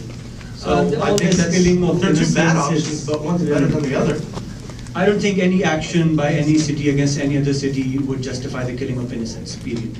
Now the question about how atheists come to their morality, it's a difficult situation for an atheist. We don't have a book, we don't have something written down. We arrive with you might call it tabula rasa, and then we come up with our morality. And since atheism, the only unifying aspect of it is that you don't believe in a God, there is a diversity of opinion as to how you arrive upon morality. You could be a secular a humanist, which means that you would assume that humans are all important and then all of your morality would flow from that. You could follow the golden rule, do unto others as you would have them do unto you. All of these, so I will admit that formulating morality is one of the crucial problems faced by any atheist. That does not invalidate atheism, it just, I'm saying it clearly, it's just the problem you will face when you become an atheist. You look at the evidence, you find there is no God, you become an atheist. And then the next question is, how do you formulate your morality? And it turns out pretty much you do it the way you used to do before you were atheist. Because your religion doesn't, as I said earlier, tell you every single minute detail about morality. You have a mechanism for coming up with morality. Most humans agree to an extent in terms of their morality. They're driven by instinct, they're driven by reciprocal altruism, the list goes on and on. But if you're saying that is there one coded moral code for atheists, the answer is no. It's an ongoing struggle. I particularly enjoy it. It might not be for everyone. I'm kind of reminded about the idea of evil disproving God as somebody not believing in quantum mechanics because they think light acts as a particle. It isn't the whole story. There is, of course, evil. And yes, it is an incredibly difficult thing to talk about. And it's a very difficult topic. But we do know in the Old Testament, not only did this plundering happen, I guess, as was talked about, but God destroyed entire cities. He's at Sodom and Gomorrah. Why? Because of judgment. He chose to kind of let Nineveh go by, even though Nineveh was immoral. Why? I don't know. But we do have this idea of judgment. And I think that the Christians do believe that God is a righteous and a just God. There are many cases where there is, well, let's see, how do I say, that suffering is not the same, suffering and pain is not necessarily evil.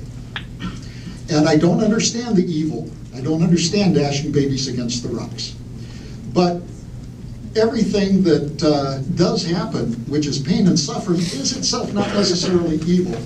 I'm sure that my daughter would tell you when I raised her that I put her through pain and suffering in terms of her behavior during the teenage year. Right, honey? Yeah, okay. But there was a purpose for, indeed, the pain and the suffering. I think that some of this is, frankly, unknowable as to whether the pain and suffering did exist. Dobson tells a wonderful story about taking his son to the doctor, and his son had an ear infection. And he said, man, this ear infection really hurts, Daddy. And the doctor looked at him and says, we're going to have to poke that eardrum because if we don't, it's going to explode and your son's going to be deaf. And the kid was 4 or 5. He didn't understand. And he says, but the problem is I am going to have you keep your son motionless while I do that. And the son came and he was saying, Daddy, what are you doing? And this big needle came out the doctor was having that he was going to stick in this guy's ear, in the kid's ear. And he said, Daddy, what is going on? You're not going to let them hurt me. Why are you not letting me move? Why are you letting them hurt me? And then the needle went in the air, and the doctor says, when I pierce this eardrum, it's going to be extraordinarily painful. And he did. And the kid yelled out, Daddy, why did you let them hurt me? To that son, from his perspective, not knowing the entire scope of what was going on, felt what was happening to him is evil. Now, does this explain dashing babies against the rocks? No, it doesn't. But certainly there are certain cases where evil can't be confused with pain and suffering. The pain and suffering are necessary to growth and meet the objective that my Muslim friend and I agree on, that the purpose of man is to be drawn close to God. And that indeed is the purpose for it. Any response, Fairmont?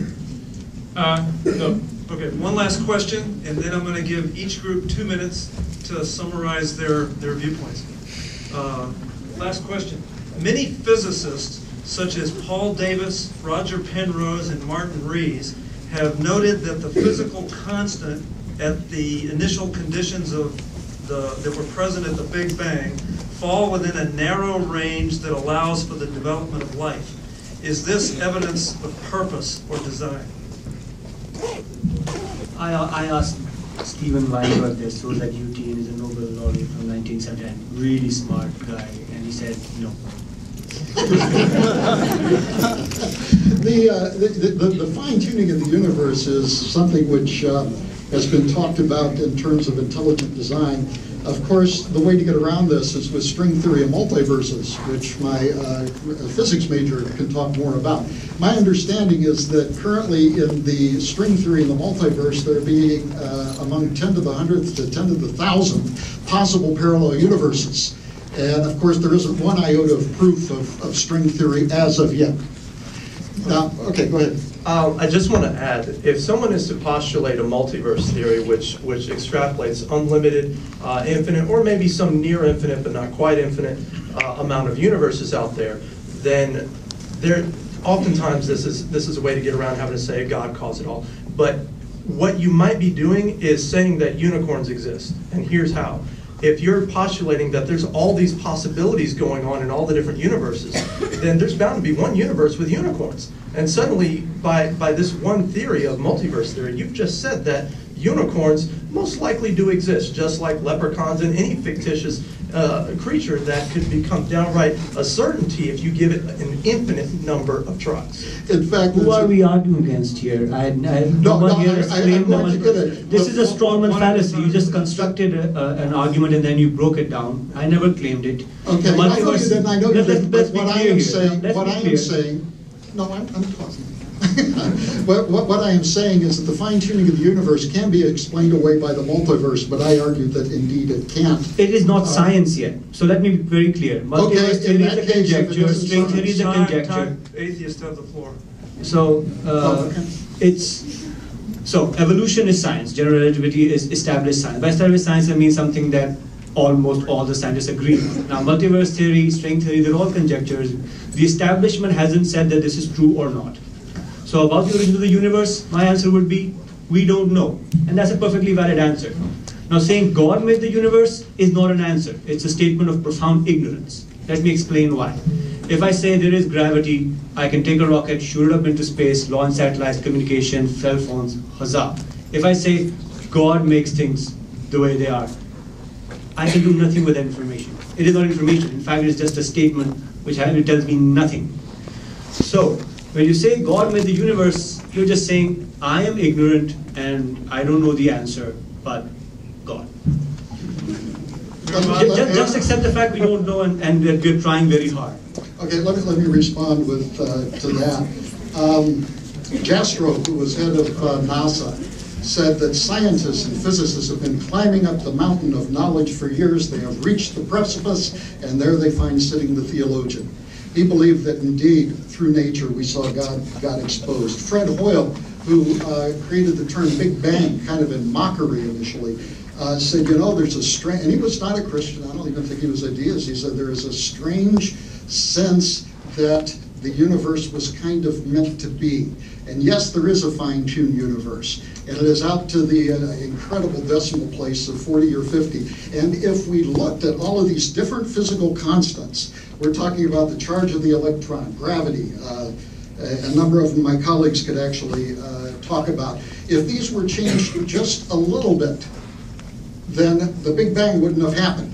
Rather, the Big Bang would have gone doo-doo if these physical constants were off. Or it would have gone and we would have had a universe full of soup. So yes, the universe is incredibly finely tuned, even to the idea, this is from Stephen Hawking, even to the idea that we have 3 spatial dimensions. And he goes through an argument why we can't have 2 physical dimensions. Okay, I want to mention two things. You know, when I want to prove God to myself, I really don't go back all the way to the Big Bang. I don't need that. You know, when I see just a leaf, just a small leaf, I think there's a God. There is so much harmony, so much, you know, system in it. I can't believe it is an accident. You can put some soil and some water and whatever you want in a box and wait for as many years as you want. What is the possibility? What is the probability that make life? What is the possibility that by just when there is no life somewhere, then things go in a way that life be generated, and then not just life is generated, but in fact life is developed and further developed until human is made, and then human is a creation who can go to moon. He can make nuclear bombs. This is amazing, and I think that is one part of the story. So I think when I see gravity exists on the earth, and it does exist in the moon, and it does exist everywhere. To me, this fixed rule, fixed law that exists everywhere is an evidence for God, because this world is all moving, but then there are so many fixed laws that exist everywhere. Well, the problem with me is that I want to define infinity. Yes, if there is a number somewhere, I want to know it, then I can measure it. But how about infinity? How would you define infinity? If it is supposed to be described, then that is not infinity.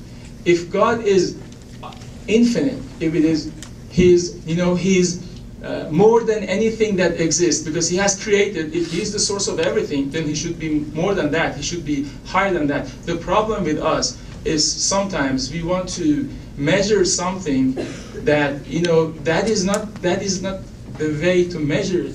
Of course, God cannot be seen, cannot be analyzed like the way we do analyze data, experimental data. But it doesn't mean that He doesn't exist. And even if I have some supernatural, some non-observable experience, how can I share it with you? I mean, I know many people who have some experiences and some personal stories that they say, I think it was absolutely not a natural incident that happened to my life. How can I share it with you? Because when I'm talking here, I should stick to reasoning, because I can't say He said that, but there are many people, I read that Jesus did so many miracles. Okay, you just say, okay, that's probably a lie, or that's just something that happened. Well, that's the problem is you cannot share things that are supernatural. So we need to stick. But then even in the very basic natural reasoning, I would say, being all those fixed rules that have led to such an amazing component in the world, which is human, and has so many, infinite, I would say infinite futures in it. And that is the evidence for me. I don't need to go back to the Big Bang. Thank you. Okay, what I want to do now is give each group 2 minutes to kind of give a summary. But before I do that, just to thank the panelists for giving their evening. Thank you.